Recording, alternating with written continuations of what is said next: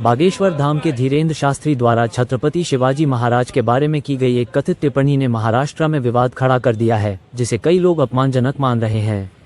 Sambhaji brigade ने सोलापुर में गोबर से धीरेन्द्र शास्त्री की तस्वीर को नहलाकर अपने तरीके से विरोध किया और तीखी प्रतिक्रिया दी।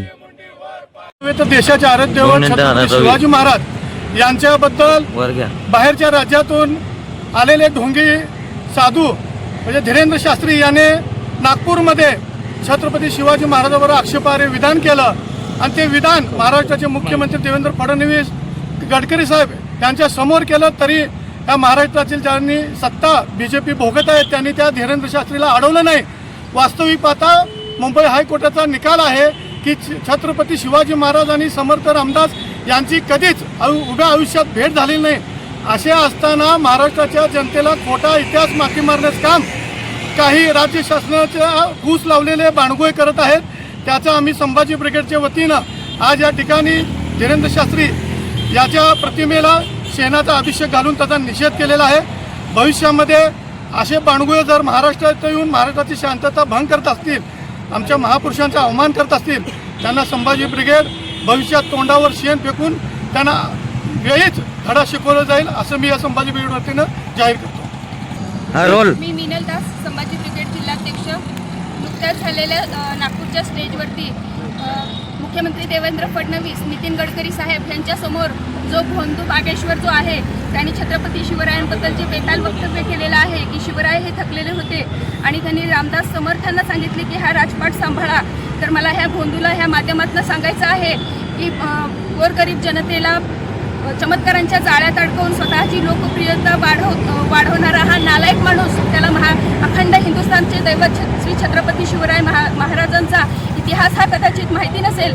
तलवारीच्या धारेवरती आणि गनिमी कावा रचून ज्यांनी संपूर्ण स्वराज्य निर्माण केलं, स्वराज्याचं रक्षण केलं, असे छत्रपती शिवरायांचा अपमान होत असताना त्या स्टेजवर महाराष्ट्राचे प्रथम नागरिक म्हणून देवेंद्र फडणवीस साहेब, गडकरी साहेब हे उपस्थित होते, परंतु त्यांनी हा अपमान खपवून घेतला।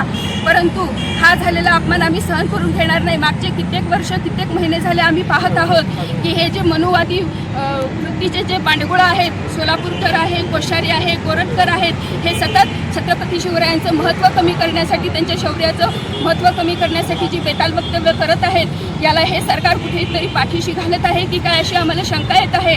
आणि आज संभाजी ब्रिगेडच्या वतीनं आम्ही ह्या भोंदू बागेश्वराच्या प्रतिमेला शेणाचा अभिषेक घातलेला आहे आणि या सरकारला सुद्धा इशारा देत आहोत की इथून पुढे थोर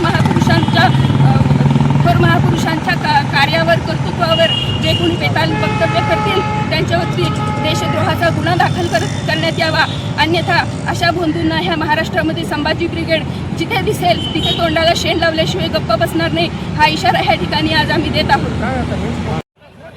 दरअसल नागपुर में एक कार्यक्रम के दौरान धीरेन्द्र शास्त्री ने कहा कि छत्रपति शिवाजी महाराज युद्ध लड़कर थक गए थे और उन्होंने अपना मुकुट समर्थ रामदास स्वामी के चरणों में रखकर राज्य का कारभार सौंप दिया था।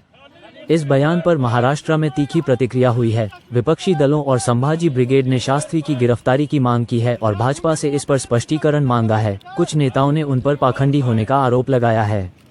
तो वहीं विवाद बढ़ता देख धीरेन्द्र शास्त्री ने सफाई देते हुए कहा कि उनका इरादा अपमान करना नहीं बल्कि वीरता का बखान करना था। सोलापुर से ज्येष्ठ पत्रकार शाहजहां अतर की रिपोर्ट।